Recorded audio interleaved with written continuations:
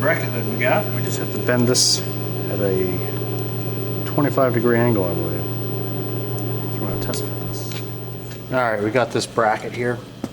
I already made the driver's side one. This is the passenger side one.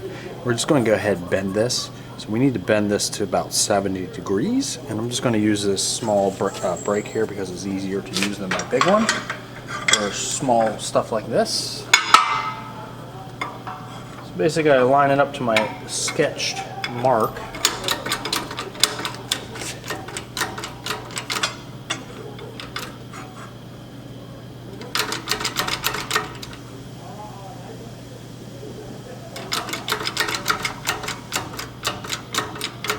Get it lined up in there.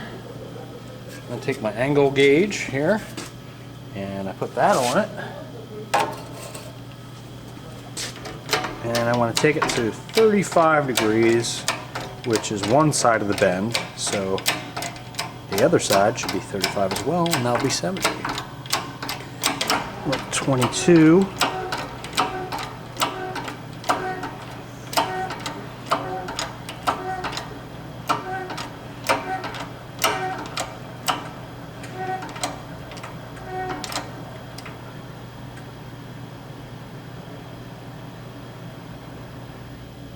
There we go, we got 35 degrees. And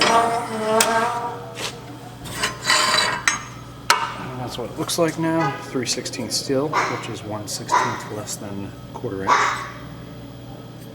So this side here, the driver's side, you can see fits really nice. We got plenty of place right here for a weld. We're going to weld that straight to that. And the other side's a little bit longer, so we're just going to probably take it off, trim it down a little bit. But I'll show you that. You can see here it's a little bit longer and it's sticking out. But what I'll do is, and what I had to do for the other side, is put a big pair of benders on there, or crescent wrench, and just bend it up a little bit. Just sit that guy on there like that, and you bend it that way. And I'll pull that in. Alright, we're going to weld this side up here. Get comfortable enough.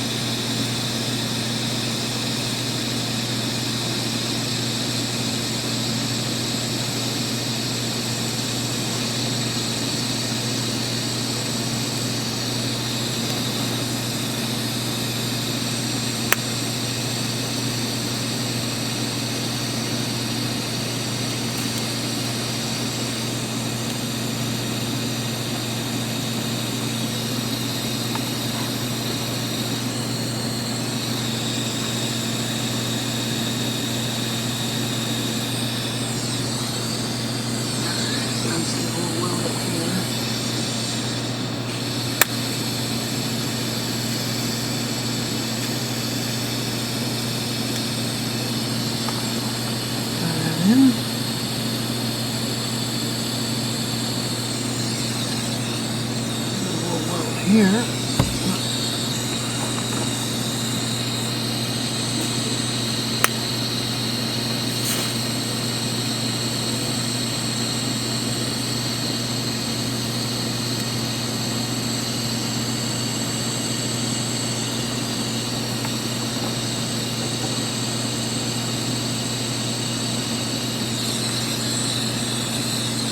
Alright, now we just need to weld this identical side over there.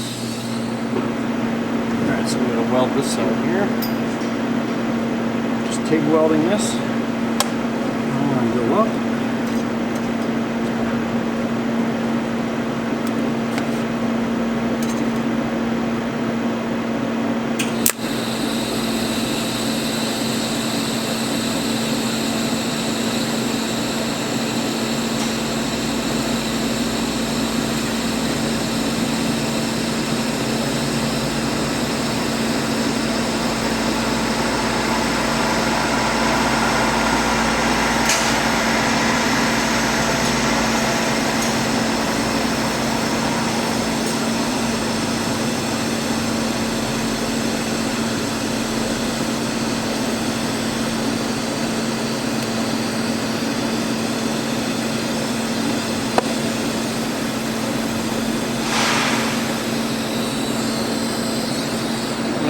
right there.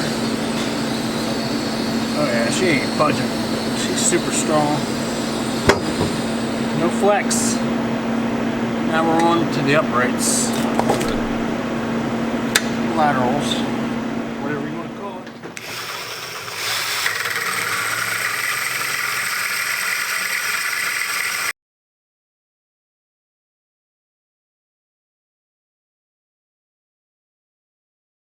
I went ahead and sped this up 4 times just because the bit was pretty dull and it's quite boring, but you can see how we go ahead and cope our tubes. Now, since this, we have actually added a much better coping device that is way more rigid, more solid, and a lot quicker.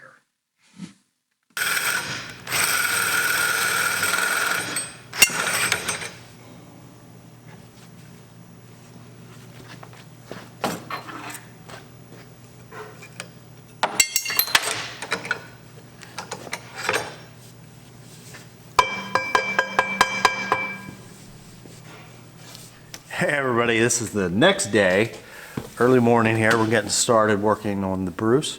We're going to finish weld. That's pretty much all we have to do yet.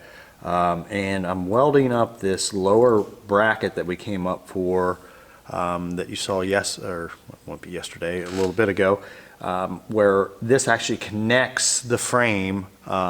This will be welded to the frame, the K5 Blazer frame, up to the bolts to the unibody of the Civic, and then on top of that the sandwich gets the roll cage.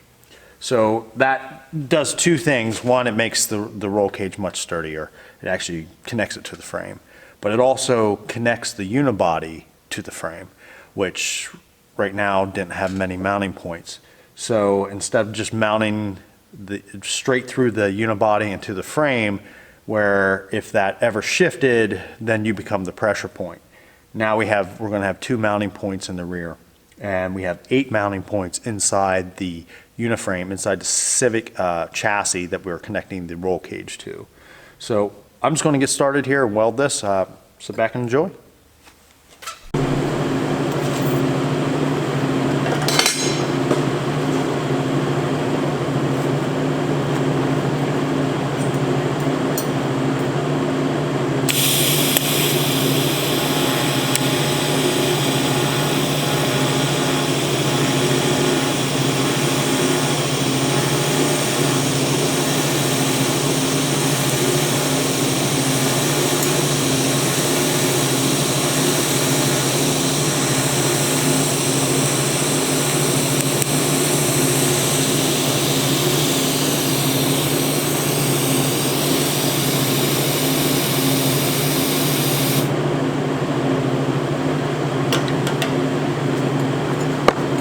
See the first pass right there. Focus on it or not, I can't see. Probably not. Beep, beep. There we go.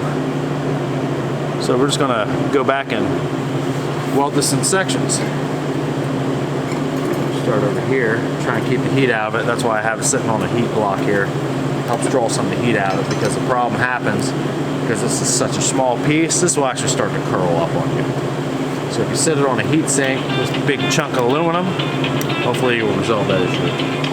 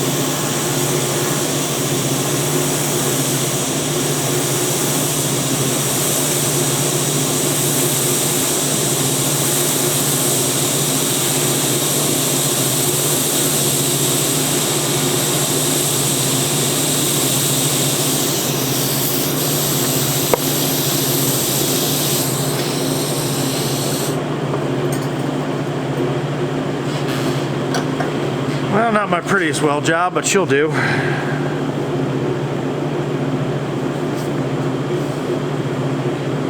Got a little bit of pull up in the corners, but nothing too terrible. We can live with that. Focus camera. There we go. A little bit. Can't really see it. So I'm gonna mount this back up in the car. Here we're cutting out the steering column bracket on the CNC plasma. This made a night and day difference in the drivability of the vehicle.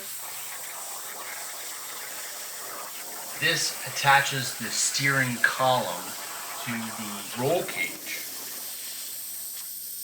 If you're not familiar with CNC plasma, it is a very cost-effective way to take a CAD design drawing and turn it into a hard part in a matter of minutes. We are using 3/16 inch steel for this bracket, and it cuts it out like it's not even there. If I were to make something like this by hand, it would be very rudimentary and take a long time.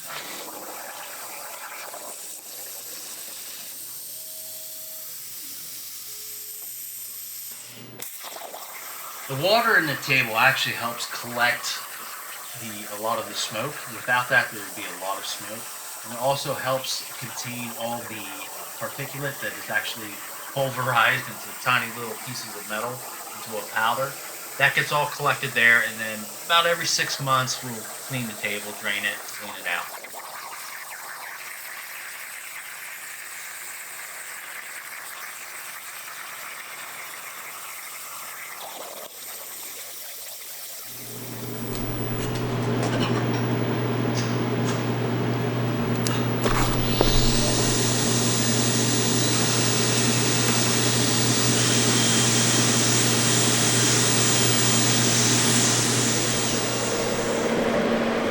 Nice wide angle lens here.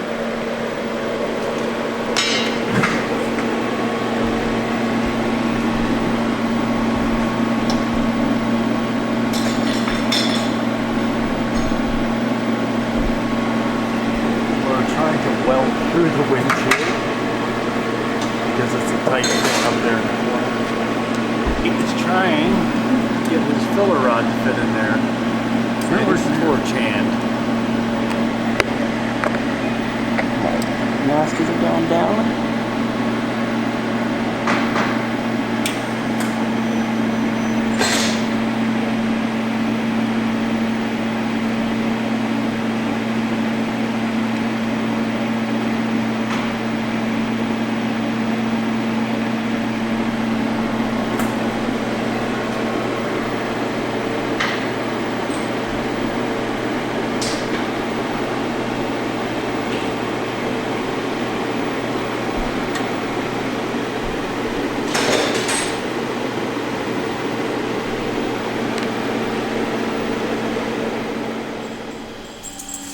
Well, there she is, boys, ladies.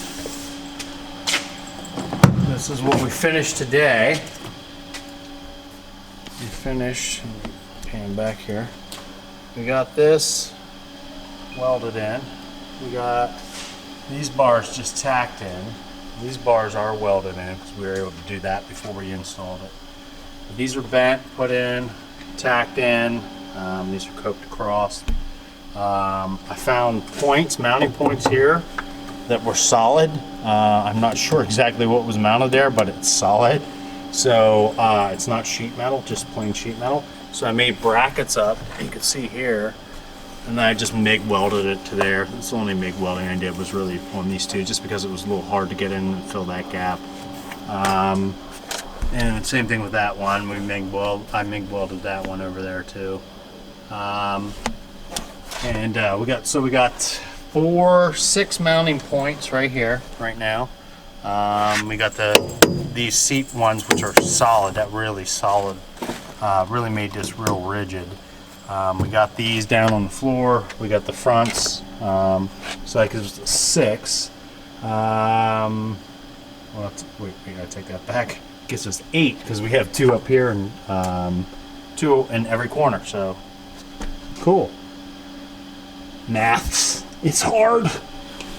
Okay, and down here we decided to go ahead and do this here because this sheet metal is only like 26 gauge. It's real thin.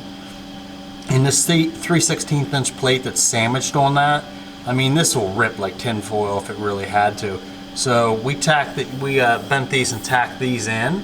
It's not tacked there yet, so what I'm going to do tomorrow, I'm going to take that off, and I'm going to weld that up, and I'm going to clean off the undercoating here, and then put it back on, and I'll weld around that. Both sides are currently done in the rear. That'll also put a body mount here. Debating about doing the front just because it's not that easy. We'd have to come angled over here and avoid these lines. It might not be really necessary for what this is, and that will put us over budget. So right now we're going to currently hit the budget spot on, and Steve's going to be very happy, and this should hopefully help keep him safe, minus all the other things. Trying to essentially weld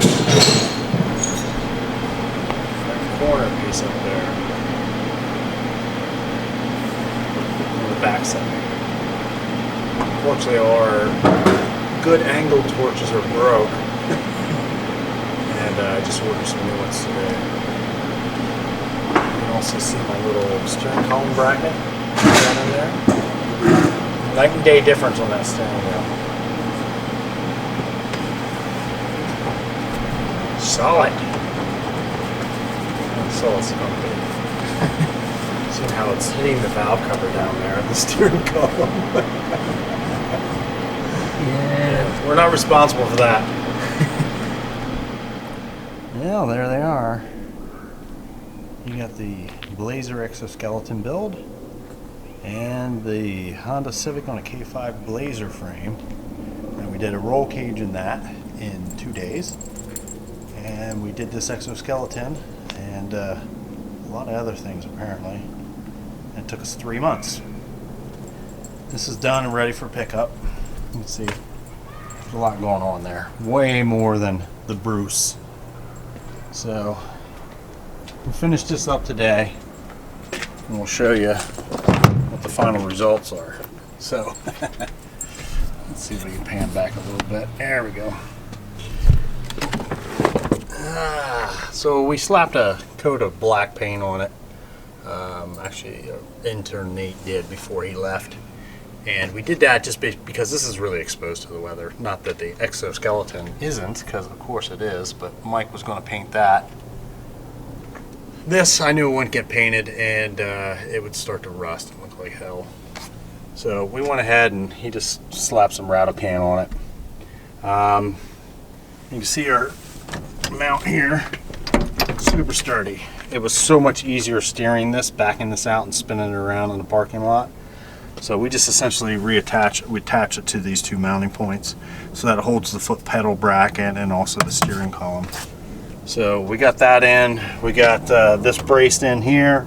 We got it braced to the floor, and it's bolted to the floor, I should say. It's also bolted on the bottom.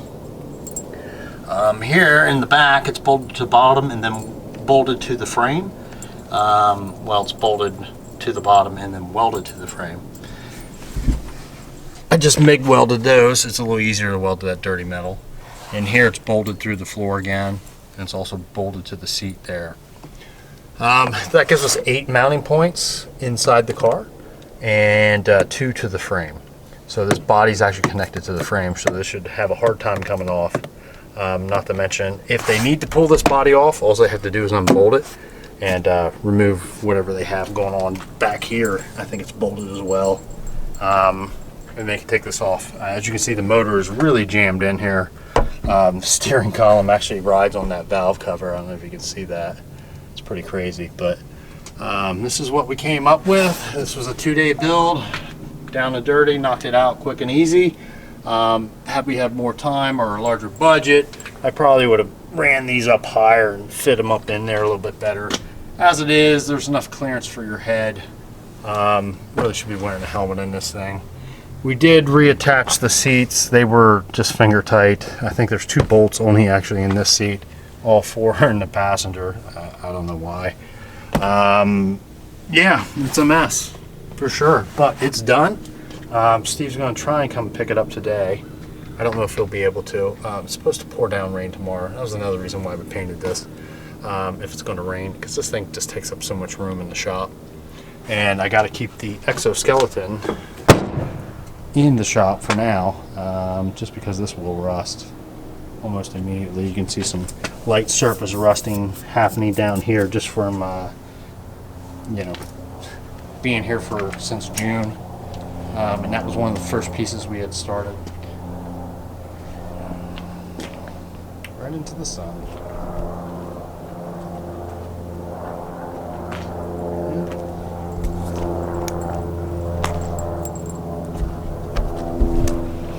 Yeah, guys, so that's about it. That's a wrap on Send It Steve's Bruce. It is ready for him to pick up. Like I said, 2-day build. It's in and out. If you guys liked it, you know, please feel free to subscribe. Also, if there's anything you really want to see, like how I do something, like how I made the brackets or how I designed that in CAD, I can get into more detail on that. It's pretty simple, but you know, when I am making charging the customer for hourly work, it's hard to take the time to do proper video shooting, because I have to shoot it. I don't have somebody else doing the videoing shooting the video, I should say. So with that being said, you know, I don't feel right about taking an extra hour or two. Then, you know, you do have to remove that. You can't really charge a customer for that, but sometimes we're just slammed with work and you got to get it done. And you got to get stuff knocked out, and sometimes I forget to film. Sometimes it's like, oh, I'm just going to film this and then try to edit it later. Makes it a little tough, but not a problem. I can definitely shoot some more stuff if you guys want to see some things. Just feel free to leave in the comments down below. And until next time, peace. So bring your A game, cause you know this party won't stop. We could never run out of time, sipping strawberry lime. You know I wanna share it with you. Bass is going boom boom. Hoppers. Papi, wanna go home? Let's go, buddy.